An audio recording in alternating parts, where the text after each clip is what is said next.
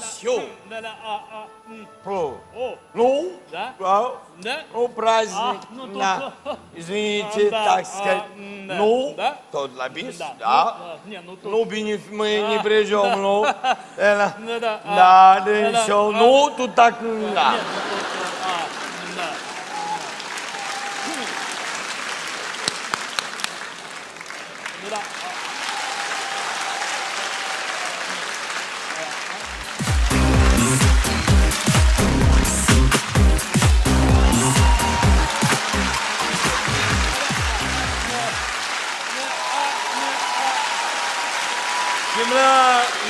Сега ко мне тут на наивно, и вы извиняете, но не мне никогда.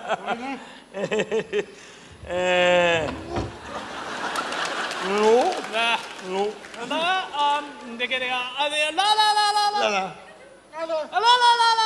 Ну.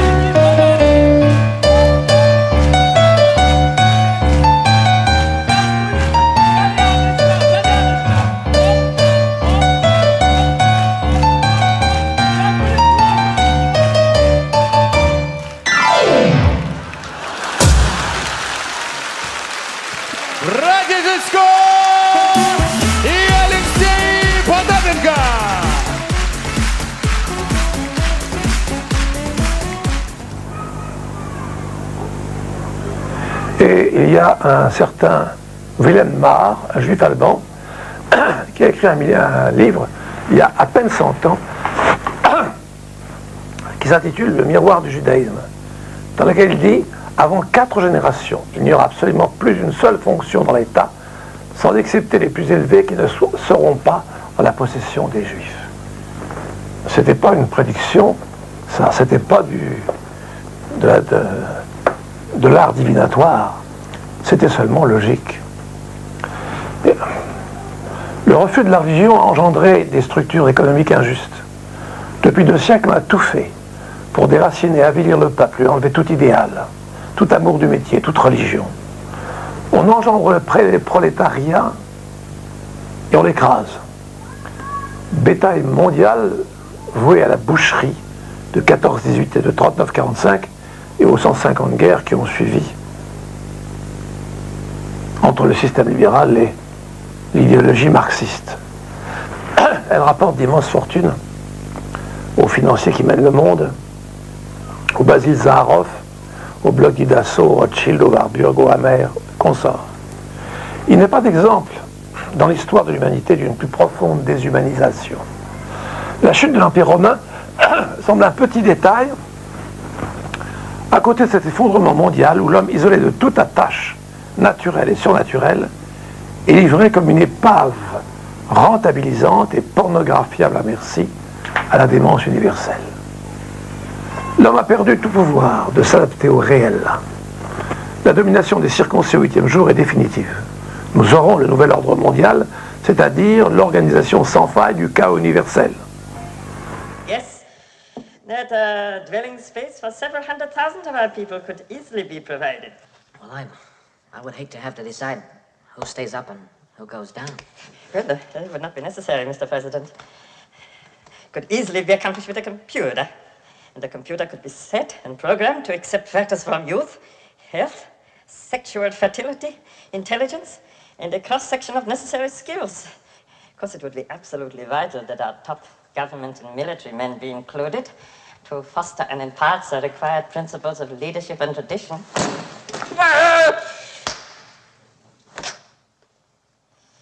Actually, they would breed prodigiously, eh? There would be much time and little to do. Alors souvent on me dit Pascal, tu parles toujours du judaïsme, tu parles toujours de l'islam, tu parles du bouddhisme, tu parles même du taoïsme, mais tu parles jamais du christianisme. On dirait que tu n'aimes pas les chrétiens. Eh bien, figurez-vous que oui, j'aime bien les chrétiens. J'ai d'ailleurs été élevé dans un milieu chrétien. Tout simplement parce que quand on est musulman, on aime Jésus. Eh oui. Donc tout à l'heure, dans la vidéo que vous avez peut-être vue, qu'en fait c'est enregistré, donc c'est la vidéo d'hier pour vous, je vous ai dit que, eh bien, souvent, les êtres qui étaient enfermés dans leurs 5 sens, qui développaient de l'ego, et qui n'étaient pas capables d'arriver au 7e sens, c'est-à-dire à développer de l'intellect, et l'intellect, on le développe que par l'initiation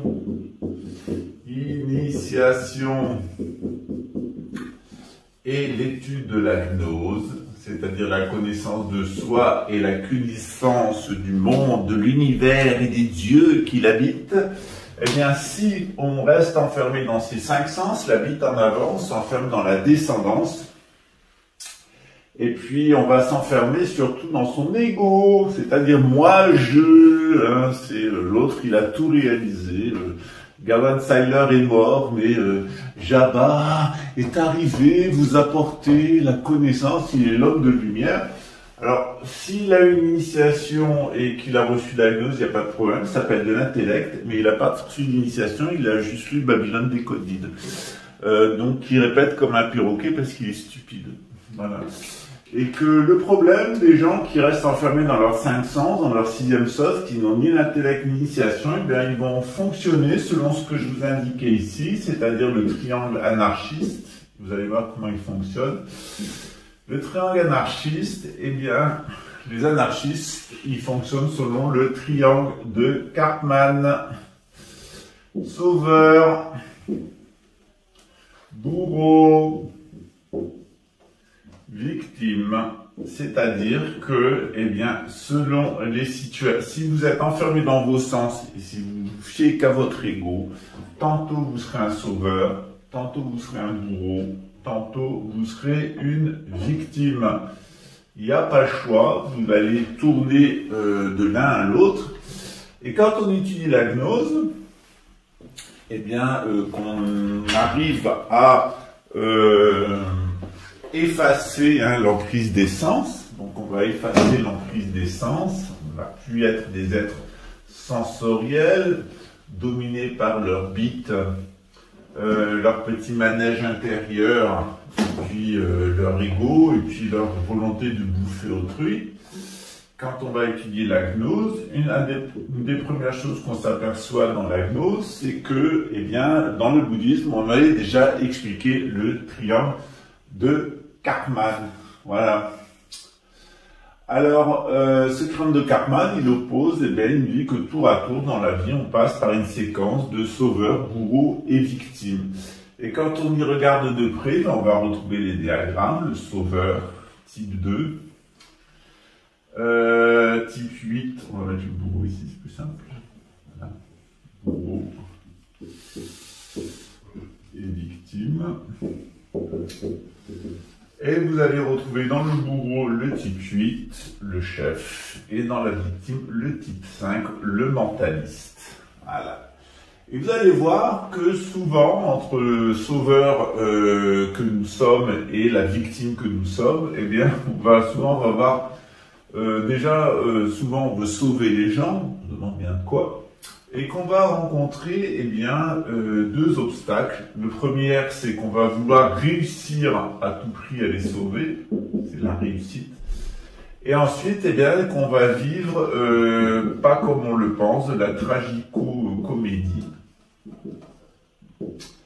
Et que sur la base de tout ce qu'on a réalisé, en se plaçant en tant que victime de la vie, etc., eh bien, on va développer le type mentaliste, c'est-à-dire qu'on va s'enfermer dans son mental, ce que je vous disais tout à l'heure, on s'enferme dans son 6e sens, c'est le sens intérieur ou sens de l'ego. Voilà, moi, c'est ce que le bouddhisme appelle l'individualité psychophysique. Et puis évidemment, une fois qu'on s'est enfermé dans son mental, eh bien, on va essayer d'être loyal, on va essayer de trouver ça divertissant. Vous allez retrouver 2 autres égotypes, le loyaliste, eh bien, qui est le type 6, et le clown, qui est le comique, qui est le type 8. Et puis vous allez voir qu'entre le bourreau et le sauveur, eh bien, le bourreau il s'aperçoit que, eh bien, c'est pas toujours marrant d'être un bourreau. De temps en temps, on peut pas toujours être en guerre. Donc, vous allez trouver le pacifique ou pacifiste, le type 9. Et puis le 1, le perfectionniste. Voilà. Donc, vous voyez bien qu'à la base du triangle de Karpman, vous allez retrouver, eh bien, l'énéagramme avec les énéatypes. Voilà. 1, 2, 3, 4, 5, 6, 7, 8, 9. Voilà, qui fonctionne comme ceci. On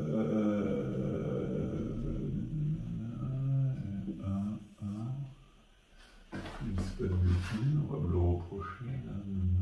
Et comme ça. Voilà. Là, vous avez la relation complète de l'énéagramme. Voilà.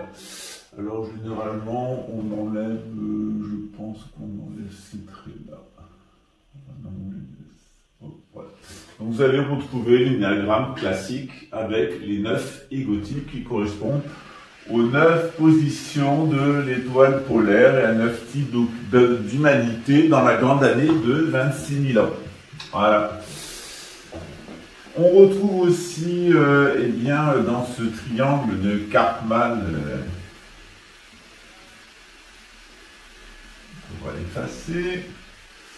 Souvenez-vous qu'on a affaire, quand on est dirigé par son ego, on va se comporter ou comme un bourreau, c'est-à-dire qu'on prend le dessus, ou comme un sauveur, on essaye de s'interposer, ou comme une victime. On n'aime pas être victime, on n'aime pas être bourreau, être sauveur, ça dépense de l'énergie. Voilà, donc on essaye toujours eh bien, de se trouver à une distance entre tout ça. Alors comment le bouddhisme analyse ça? Eh bien, le bouddhisme nous dit que en réalité, eh bien, quelqu'un qui est animé par son désir, ça sera toujours quelqu'un qui sera en situation de bourreau. Hein. Quelqu'un qui est animé par l'aversion, il sera toujours en situation de sauveur. Et quelqu'un qui est en situation de victime, c'est quelqu'un qui ignore forcément un des éléments de l'équation. C'est ce que le Bouddha a représenté ici. Donc ça, c'est une représentation qu'on doit avoir dans tous les centres bouddhistes et qu'on doit être capable d'expliquer dans le détail. Si votre lama n'est pas capable de vous expliquer tout ça dans le sens du samsara et dans le sens du nirvana, c'est que c'est pas un lama, c'est un imposteur, c'est un guignol religieux, mais c'est pas un enseignant spirituel. Donc le Bouddha nous explique ici avec les 3 animaux sacrés au centre, eh bien comment ça fonctionne. Alors comment sortir de ces séquences infernales, comment sortir de cet enfermement, eh bien dans systématiquement, comment sortir de l'ignorance, qui fait qu'on vient, quand on est ignorant, on est tout le temps une victime, comment sortir de l'aversion, où on va toujours essayer de se sauver, on va essayer de sauver les autres, comment sortir du désir qui nous transforme en véritable bourreau appropriateur, eh bien c'est la gnose. Donc ici au centre, on a un état qui est l'état de connaissance. Connaissance, c'est connaissance, c'est naître avec. On est avec quoi? Eh bien, on est avec ce qu'on appelle véritablement la gnose, le savoir, si vous préférez, c'est-à-dire la capacité à ne pas être victime de l'ignorance. Si on reste enfermé dans les mécanismes de l'ego, et on s'y reste enfermé dans les 5 sens, on va tourner là. Si on reste enfermé dans les mécanismes de l'ego, on va tourner tout autour. Tantôt on va être un sauveur, tantôt on va être une victime, tantôt on va être un bourreau. Alors on essaye d'être le plus souvent un bourreau plutôt qu'une victime ou un sauveur. Ça rapporte plus, mais on va continuer à tourner dans ce mécanisme Voilà, tour à tour, on est victime, bourreau ou sauveur. On s'enferme dans le triangle de Cartman. Et pour en sortir, eh bien, il faut accéder à la connaissance. Et la connaissance, elle va nous amener à une qualité transcendante. On appelle dans le bouddhisme la Prajna Paramita, et qui est l'intellect. Après le générique, eh bien, on va parler de l'intellect dans le monde chrétien. L'intellect dans le monde chrétien, vous le connaissez bien, c'est le logos. C'est donc le verbe créateur. Au commencement était le verbe, et le verbe était Dieu. Ça alors. Yeah, salve teu pai, Taraguaté Tupã, Aqua MC. Yeah. Tu querer ver que tu que tem, Maturimba bem preservado, Mianga Amanu Xoto que regoia. J'ai fait une vidéo sur René Guénon, le règne de la quantité, les signes des temps et la crise du monde moderne. C'était dimanche. Lundi, je vous ai fait une vidéo eh bien, pour les croyants, pour les chrétiens. Je vous ai parlé du christianisme.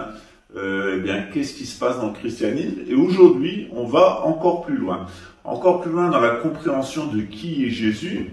Alors, je vous ai expliqué dimanche qu'il était l'avatar de l'ère des poissons, c'est-à-dire il était le principe même du logos pendant du pouvoir créateur pendant l'ère des poissons. Alors, à quoi ça correspond?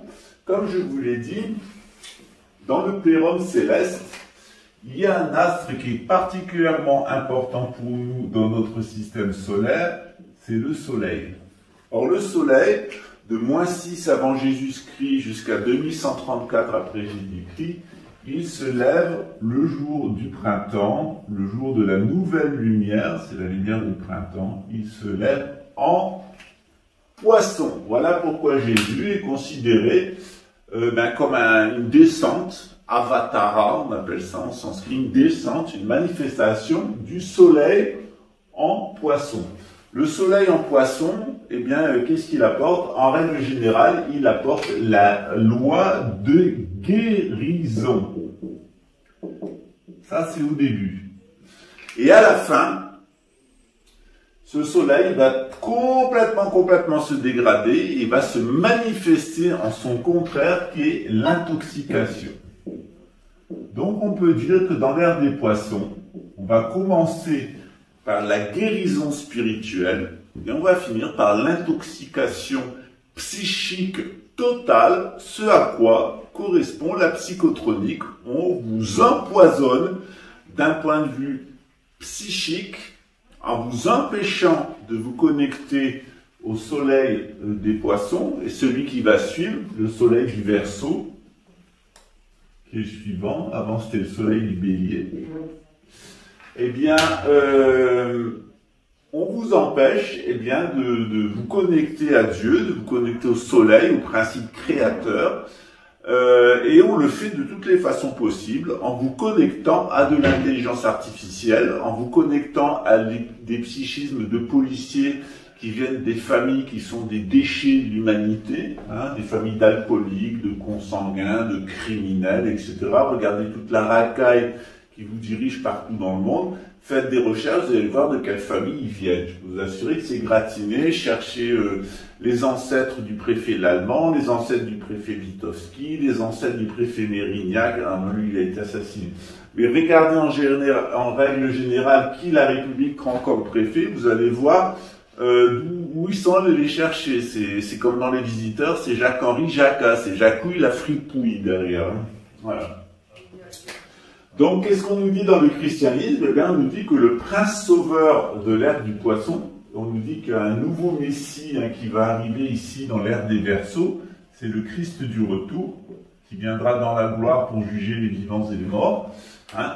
Eh bien, c'est-à-dire qu'après la grande intoxication généralisée à la chimie, à la manipulation génétique, et au nucléaire et à la confusion mentale par le psychisme, hein, la confusion psychique généralisée par la science moderne, eh bien, il y a quelqu'un qui va venir et qui va purifier tout ça, qui va nettoyer tout ça. Il va se manifester extérieurement comme des grands phénomènes sismiques, climatiques, météoritiques, etc. Tout va bouger, les plaques tectoniques, les pôles, les volcans, etc. Tout, nouveau ciel, nouvelle terre, tout se met à bouger et à trembler, tout se retrouve renversé, tout simplement pour eh bien, éliminer tous les êtres qui se sont laissés intoxiquer par le nucléaire, par la chimie, par la confusion mentale et par les manipulations génétiques. Voilà. Et donc à chaque ère correspond un prince sauveur, hein, Dieu qui se fait homme pour que l'homme se fasse Dieu, ben pour que l'homme redevienne un homme complètement solaire, qui aime donner à manger aux autres, qui apporte de la lumière autour de lui, un être solaire, bon, gentil, généreux, etc., et pas un être lunaire qui est créé, qui se maintient et domine, qui décline et puis qui ensuite est éliminé, un être lunaire. Eh bien, on nous envoie à chaque fois un sauveur. Le sauveur de l'ère des Verseaux sous forme humaine, eh bien, il arrive, c'est le Christ du retour, c'est le Mashiach. Hein. Les Juifs comme les chrétiens et les musulmans attendent un Messie. Et puis, pour sortir de cette grande intoxication, pour entrer dans l'ère du Verseau, eh bien, on attend ce prince sauveur qui va permettre à toutes les âmes eh bien, de sortir de l'enfermement dans les sens, dans le matérialisme, de sortir de l'enfermement psychique par la psychotronique, par la culture, etc. Et qui va nous faire retrouver l'intellect, c'est-à-dire ce qui est notre être immortel à l'intérieur de nous-mêmes. Il va faire remonter nos âmes vers Dieu, alors que pendant toute l'ère des des poissons, notre âme, elle était allée vers, eh bien, avoir plus de descendants, plus de descendance, l'humanité a explosé, et puis surtout vers plus de matérialisme, plus de personnes avec plus de biens matériels. L'ère du Verseau, ça sera moins de personnes avec moins de biens matériels, mais beaucoup plus de spiritualité. Cette situation, on le retrouve bien dans toutes les civilisations. En Inde, on dit qu'à chaque période, il y a un avatar de Vishnu. Alors, il y a eu, dernièrement, c'était le Bouddha Jésus, qui est considéré comme un avatar de Vishnu.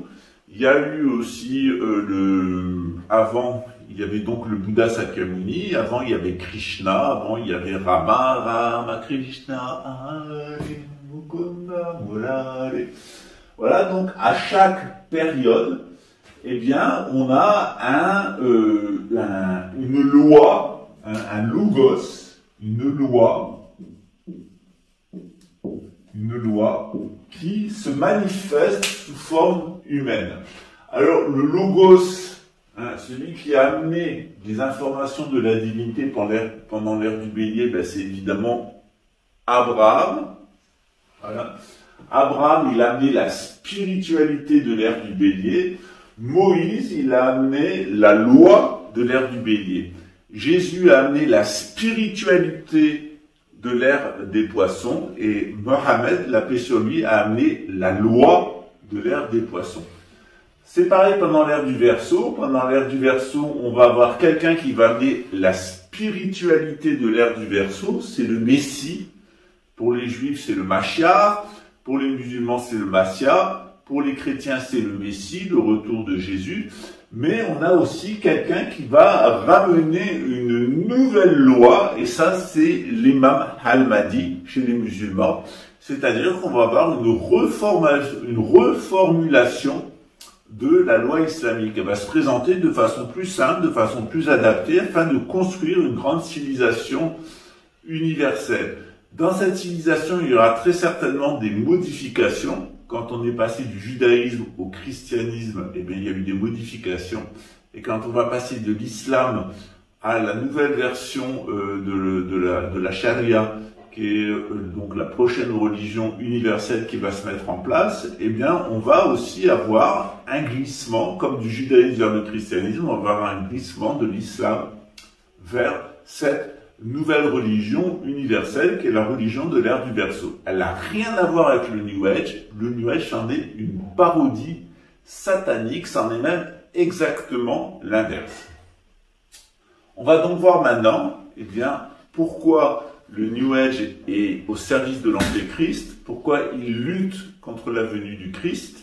D'ailleurs, il y a quelqu'un, un conspirationniste en Afrique du Nord, qui nous a dit qu'il ne croyait pas au Mahdi, qu'il ne croyait pas au retour du Messie, encore moins le retour des Juifs, que lui, il attendait la descente de Lucifer, parce qu'autrefois, il fallait être bouddhique, après il fallait être christique, et lui était luciférique. Dans le livre d'Alice Bagley, Les 7 rayons, il avait lu que Lucifer allait venir et que sa crypto-monnaie qui vous a vendu 40 centimes et qui en vaut maintenant 20, vaudra 40 000 $ le jour où il aura fini de vous prendre pour des cons, c'est-à-dire jamais. Dans le New Age, vous allez retrouver 3 parodies. Vous allez retrouver le spiritisme. Qu'est-ce que c'est le spiritisme? C'est une doctrine qui nous dit que Jésus, eh bien, Jésus n'est pas le Logos. Jésus, il est l'incarnation de tous les morts qu'il y a eu avant sa naissance. Donc c'est Jésus, incarnation de l'humanité. Donc on n'a plus Jésus qui est l'incarnation de la descente dans la chair du soleil. On a un Jésus qui devient lunaire, un Jésus ancestral. Donc le Jésus solaire, salut, on a un Jésus qui est en réalité un anti-Jésus, qui est plutôt, eh bien, en réalité, Judas. En réalité, qui était l'ennemi de Jésus. Voilà, donc le spiritisme, c'est le remplacement de Jésus en tant que principe solaire, en tant que logos, par Judas et le principe lunaire, c'est-à-dire, eh bien, les esprits. C'est ce qu'ils appellent, c'est ce qu'Alan Kardec appelle les esprits, le monde des esprits, et il nous dit que ces esprits, ils se réincarnent, réincarnation, ce qui est une hérésie totale. Vous voyez bien que le spiritisme, c'est la haine totale du christianisme. Le spiritisme, c'est la porte d'entrée de l'antisémitisme, c'est la porte d'entrée de la déchristianisation, et c'est d'ailleurs l'outil qu'utilisera l'Antéchrist.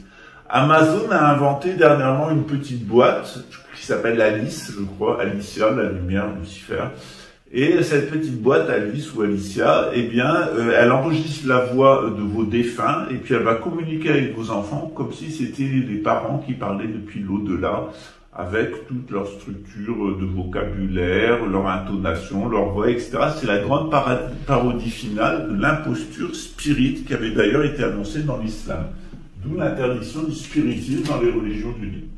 Puis on a la théosophie. Alors ça, la théosophie, c'est un monument aussi, qui est une parodie de l'hindouisme et du bouddhisme. Alors, dans cette parodie de l'hindouisme et du bouddhisme, bien sûr, on va retrouver toutes les imbécilités du spiritisme, la réincarnation, les esprits, le Jésus, le christique, voilà. Sauf que ils vont vous en rajouter une couche avec ce qu'ils appellent les maîtres ascensionnés. Alors, maître clarinette, Koutoumi, etc., les maîtres ascensionnés.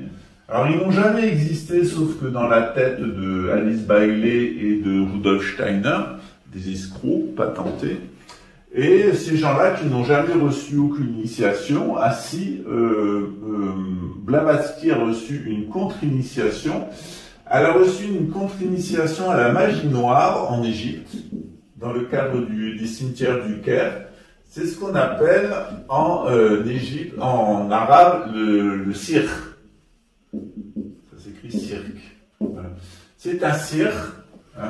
C'est une personne qui fait de la magie noire, de l'illusion. D'ailleurs, dans le mot cirque, on retrouve aussi cette origine, qui étaient les gens qui faisaient du cirque, c'est les bohémiens, Qu'est-ce qu'amenaient les bohémiens? C'était la magie noire. D'ailleurs, dans le bohémien, c'est aussi les égyptiens, gypsies. C'est donc les magiciens noirs d'Égypte qui amenaient des illusions. L'illusion que les animaux sauvages sont domestiqués et qu'on peut leur faire ce qu'on veut, et puis le clown, etc., la magie, etc. On est vraiment dans l'illusion. Et Madame Blavatsky, c'est avant tout de l'illusion, de la prestidigitation. Ce sont des menteurs pathologiques, mais ils vont essayer, je vois loin, je suis fort, 10 doigts, 11 doigts, etc.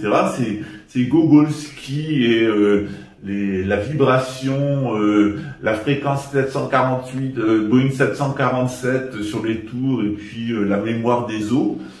On est vraiment dans un espèce de truc délirant. Ces gens n'ont reçu aucune initiation dans rien, sauf à la magie noire. Ils sont possédés par des démons, en réalité, parce qu'ils ont fait du spiritisme.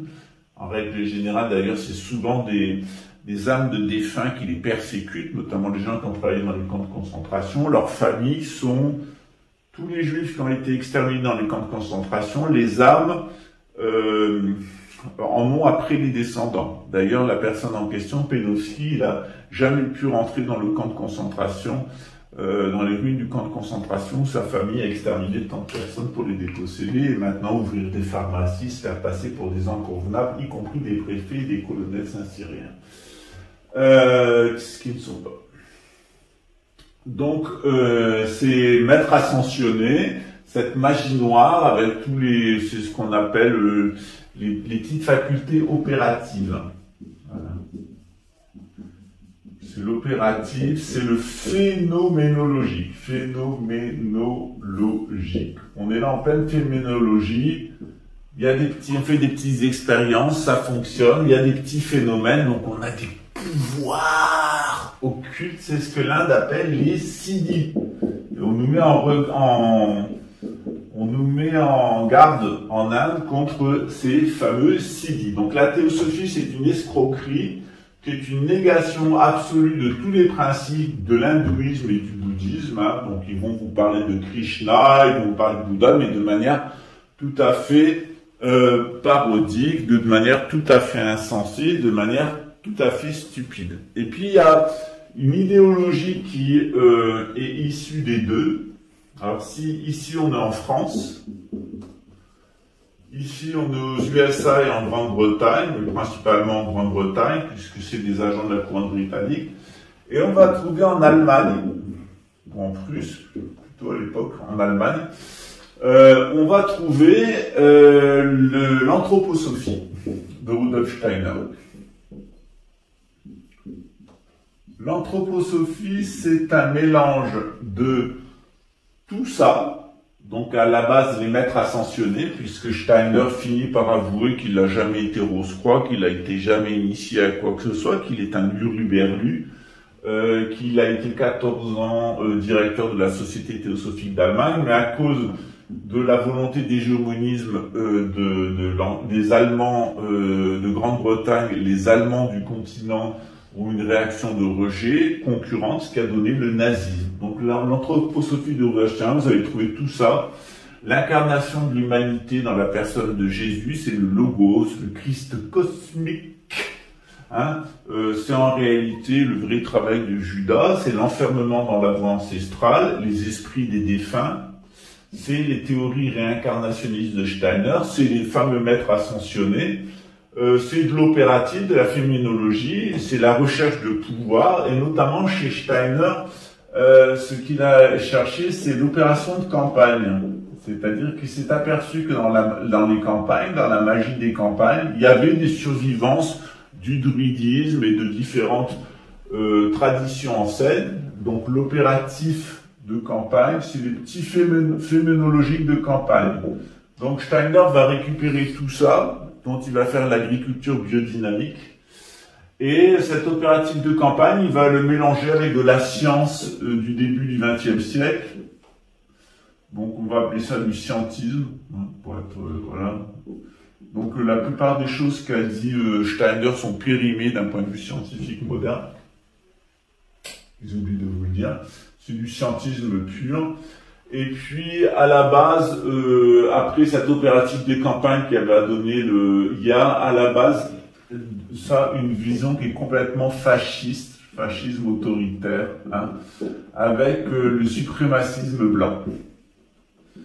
Donc, Steiner vous dit qu'il y a une race supérieure, qui est la race des Édomites, donc les Aryens, les Indo-Européens, et que toutes les autres races sont inférieures aux Édomites. Or, on a pu voir ces derniers jours que Édomites et Néandertaliens, Gogol néandertalien, c'est à peu près la même chose. Donc, l'anthroposophie de Rudolf Steiner, dont est sorti Babylone, eh bien, c'est une forme de fascisme qui a collaboré c'est une des matrices dans laquelle s'est fait le nazisme, qui vise au suprémacisme blanc et qui va vous dire que les Noirs sont inférieurs, que les homosexuels sont des sadiques qu'on devrait exterminer, que les francs-maçons sont des vilains manipulateurs. Et au sommet de tout ce truc, il y a les jésuites. Parce que dans l'idéologie paranoïaque de Rudolf Steiner, au sommet de la pyramide de la paranoïa de Rudolf Steiner, il y a les jésuites, et je vais donc en dire quelques mots.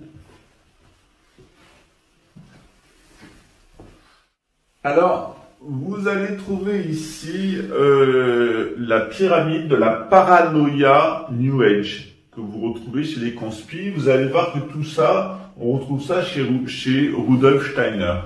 D'abord, Rudolf Steiner, c'est quelqu'un qui a une haine absolue des homosexuels.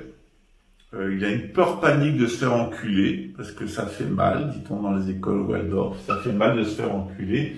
Et quand on se fait enculer, quand on accule quelqu'un, c'est qu'on veut faire du mal à quelqu'un, que quelqu'un vous faire du mal. Donc, il n'y a pas de sentiment, il n'y a pas d'affection, etc. Tout est ramené à du coït anal, ce qui, visiblement, devait poser un sérieux problème psychiatrique à Rudolf Steiner, qui certainement s'était fait baiser par son père, peut-être même aussi comme Jabba. Ensuite, dans la paranoïa, il y a les francs-maçons. Et les francs-maçons, ils sont surtout accusés d'un délit extrêmement grave chez Rudolf Steiner, c'est que les francs-maçons, ils auraient la gnose. Voilà. Alors ça, c'est très dangereux. Voilà, alors les homosexuels, ils auraient la douleur. Ça, la douleur, c'est pas bien pour Rudolf Steiner. La douleur, c'est la base, c'est le mal. Il a horreur d'avoir mal, Rudolf Steiner. Surtout ne pas faire d'efforts. Faire aucun effort, c'est la loi chez Rudolf Steiner, c'est la loi dans les écoles Waldorf. Il faut faire aucun effort, il faut qu'il n'y ait aucune douleur, tout se fait tout seul par l'opération de Rudolf Steiner et des esprits des morts, voilà. Grâce au chakra et à la réincarnation. Alors après, il y a les francs-maçons, ils sont accusés d'une très vilaine chose, c'est qu'ils ont la gnose. Et puis les juifs et les musulmans, ils sont accusés d'un plus grand vice encore, c'est les prophéties. Alors les prophéties, c'est très très grave. Les juifs, ils font des prophéties, et d'ailleurs les musulmans, qui sont et les juifs, ils ont des prophéties. Les francs-maçons, qui sont leurs esclaves, eh bien, font un agenda. L'agenda mondial, c'est l'agenda des prophéties des juifs et des musulmans. Et bien entendu, pour appliquer tout ça, ils ont les homosexuels. Alors, Tréfingis, c'est un homosexuel, un taré qui aime avoir mal. Et il est aussi franc-maçon, donc il valorise la gnose. Alors, la gnose, c'est un bac à sable, il n'y a rien à y comprendre, c'est pour les débiles. Il est tellement intelligent quand il fait « Welcome to the Otera !» Voilà. Ça, c'est une grande intelligence. Il chante une chanson où une fille va se faire dévorer par des cannibales dans un hôpital psychiatrique. À part ça, c'est moi qui suis un cas psychiatrique qui mériterait une thèse de psychiatrie. J'étais ça, le vieux pédophile aux lèvres pincées avec sa grosse gueule de néandertalien débile. Voilà. Donc il y a les juifs, les musulmans, c'est des vilains, ils ont des prophéties. Et tout à fait en haut, le mal du mal absolu, c'est les vilains jésuites qui contrôlent le Vatican, hein, et qui obligeaient les pauvres Suisses à les protéger. Les pauvres Suisses, hein, ils étaient obligés d'aller protéger les jésuites du Vatican. Donc là, vous avez la cascade de la paranoïa steinérienne. Donc en haut, il y a les jésuites, hein, Ensuite, il y a les juifs et les musulmans avec leurs vilaines prophéties. Ensuite, il y a les francs-maçons avec leur gnose qui ne veut rien dire, qui est un bac à sable, puis il y a ces vilains homosexuels qui sont dans la douleur. Voilà. Et ce dispositif-là, vous l'avez retrouvé chez Jabba de Babylone Décoded, il vous l'a dit sur ma chaîne, les homosexuels, c'est des gens qui veulent faire du mal aux autres et qui aiment avoir mal. Les francs-maçons, c'est des débiles qui jouent dans un bac à sable, ça s'appelle la gnose. Lui est tellement supérieur, il n'a pas besoin d'apprendre, il n'a pas besoin d'avoir de moralité, il n'a pas besoin de faire des efforts. Il suffit qu'il chante « Welcome to Guillaume !» La fille l'accueille et elle va se faire dévorer dans un rituel cannibale. Et grâce à ça, vous serez heureux. Et surtout en faisant aucun effort parce que ça fait mal, en n'apprenant rien parce que c'est des écoles Steiner, ça sert à rien d'apprendre quoi que ce soit. Et surtout, ce qui est très dangereux, dit Jabba dans une de ses émissions sur Gog et Magog, c'est que ces vilains juifs, alors il a un peu peur des musulmans, il ne va pas trop sur le sujet, il a peur de se faire planter, ils ont moins le sens de l'humour que les juifs. Les juifs, c'est plus facile à exterminer. Les musulmans, il faut quand même avoir 2 guerres d'Irak, il faut avoir les printemps arabes, etc., pour exterminer les croyants. Les juifs, le boulot est déjà fait, les musulmans, le boulot est en cours. Voilà. C'est surtout les prophéties qui l'inquiètent. Et tout à fait en haut, nous dit-il, il y a les jésuites, et notamment une personne très perverse, c'est René Guénon, qui prend la défense du Vatican, des juifs, des musulmans, des francs-maçons et des homosexuels. Et alors là, c'est le pire, c'est être guénonien. C'est-à-dire qu'au-dessus des jésuites, il y a évidemment René Guénon. Voilà. Et comme Tréfingui lui fait mal à l'ego, il le critique, ce dont il a horreur, parce qu'il veut faire aucun... Ça lui fait tellement mal d'être critiqué, il s'estime tellement parfait, que, bien, il nous rappelle que les homosexuels sont des tordus, que les francs-maçons ont un agenda d'extermination, que les juifs sont des grands manipulateurs, que les musulmans sont de dangereuses personnes qui veulent mourir tout le monde, tuer tout le monde, et qu'au-dessus, il y a des vilains jésuites du Vatican qui sont obligés d'avoir les Suisses qu'ils manipulent pour les protéger. Et évidemment, au-dessus, il y a le chantre des centres, l'apôtre du mal, René Guénon. Alors, il fait venir un pédocriminel sataniste qui a baisé sa fille pendant des années, qui est un infanticide, qui est un menteur, un trafiquant de drogue, un drogué, etc., un droguiste, etc., et un drogué, sa femme l'a drogué pendant des années pour le castrer, qui est un néandertalien total, famille de camps de concentration, enfin la totale. Voilà. Bien entendu, il est dans la négation parce qu'il veut la Légion d'honneur, le diplôme de l'accordéon. Ça, c'est la façade extérieure, à l'extérieur de la caverne. Rentrez à la maison, vous allez voir ce qui se passe. Moi, je les ai eus à la maison, je peux vous en dire non. Et donc, il reçoit ce type qui nous dit bien qu'il n'a rien contre les homosexuels. Hein, il dit quand même pas qu'il y en a dans sa famille, parce qu'il y a son oncle qui était homosexuel et qui a assassiné 5 personnes en France avant de se barrer en Pologne au début de la guerre. Il dit quand même qu'il y a des francs-maçons, il oublie de nous dire que les francs-maçons qu'il y a dans sa famille, c'est un pédocriminel notoire dans la franc-maçonnerie sataniste où il y a des rituels d'enfants. Et puis, il rappelle vite que sa femme est juive et que son fils est marié avec une juive, etc. Sauf qu'il oublie de dire que c'est des juifs qui pratiquent pas le judaïsme, c'est-à-dire que ce sont des apostats. Il n'est pas allé jusqu'à nous dire qu'il était catholique, hein, et qu'il allait à la messe, mais peut-être ça va venir. Voilà. Donc, puis à la fin, même, il vous dira qu'il a lu René Guénon. Il n'y a pas de problème. Ce qui compte pour lui, c'est de ne pas rembourser ce qu'il a volé et de ne pas assumer ni ses crimes, ni ses mensonges, ni ses vols, ni ses meurtres, ni ses tentatives d'homicide et ses assassinats. Voilà. Donc, vous avez là le dispositif parfait de à quoi mène le spiritisme, la théosophie et l'anthroposophie du Rudolf Steiner, et qui se résume absolument à une seule chose, qui est le New Age. Vous avez là le dispositif du New Age, haine homophobe, peur paranoïaque de la gnose et des francs-maçons, haine des juifs et des musulmans à cause de leurs prophéties qui annoncent la destruction des dômes, et surtout au-dessus une haine absolue du Vatican et en particulier des jésuites. Et alors, quand en plus René Guénon, qui défend les homos, les francs-maçons, les juifs, les musulmans, le Vatican et les jésuites, est un des plus grands philosophes français, ou le plus grand philosophe français du XXe siècle, on s'aperçoit que quand on émile René Guénon, on met au-dessus Jean-Paul Sartre. Il y a ça. Non, il n'y en a pas. Et que tous ces gens, en réalité, du New Age, ne sont que des existentialistes. C'est de l'existentialisme. Voilà. Et l'existentialisme, c'est l'idéologie de base qui a justifié le nazisme, le bolchevisme et le nouvel ordre mondial. Donc, j'aurai l'occasion de revenir et de vous parler de Boris Vian, de Jean Solpartre, de Marguerite Beauvoir et de bien d'autres dégénérés du système New Age qui vous dirige.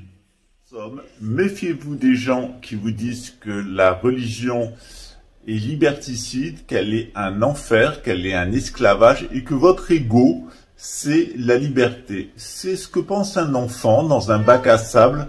Il pense qu'il peut tout faire, il pense qu'il est libre de tout, mais il reste dans un bac à sable. Les véritables adultes, eux, ils cherchent le salut, ils cherchent la délivrance et ils reçoivent l'initiation. Les guignols, eh bien, ils continuent leur cirque. Welcome to the such a stupid man, stop a stupid man, stop a stupid man. Bien entendu, toute ressemblance avec un imbécile qui a reçu un pédocriminel satanique venant des milieux apostats du judaïsme comme lui, des milieux pédocriminels comme lui, mais en plus infanticides, peut-être même comme lui aussi. Ça reste à démontrer, mais pourquoi pas. La piste se suit, eh bien, serait absolument involontaire et sans arrière-pensée. Ciao.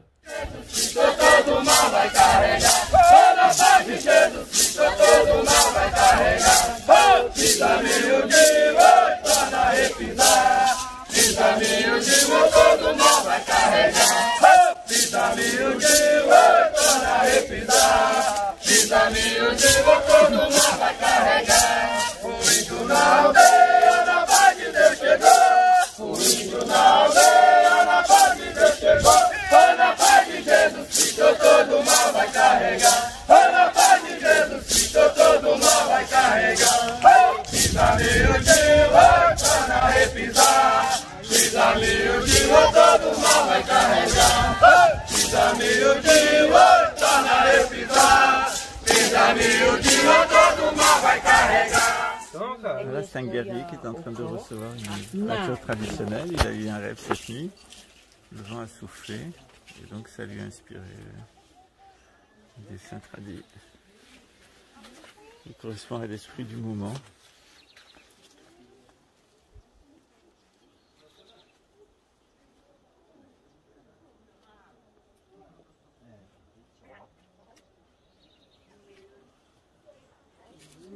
O urucum é a pintura vermelha, que a gente faz o nosso coral também, para poder a gente botar no nosso...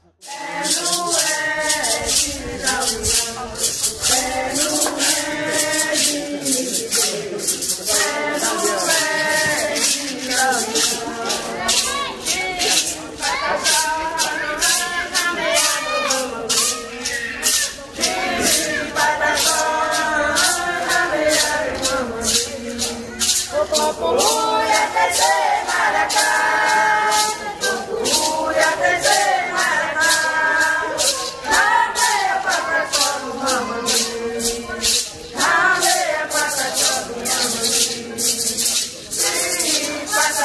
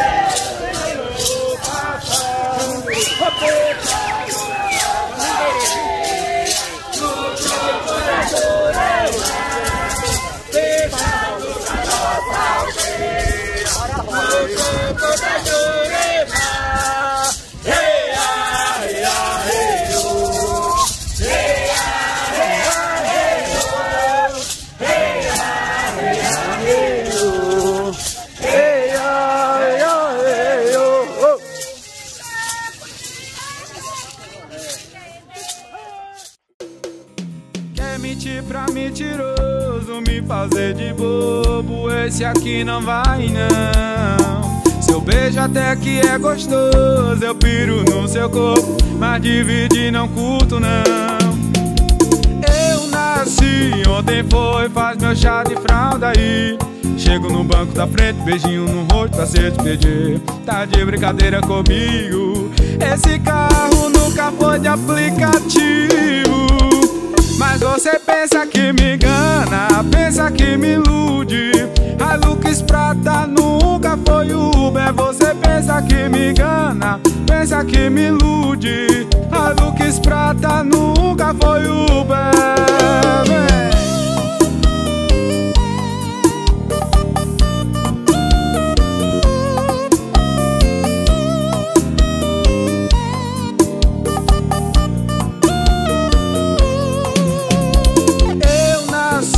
Ontem foi, faz meu chá de fralda aí. Chego no banco da frente, beijinho no rosto pra se despedir.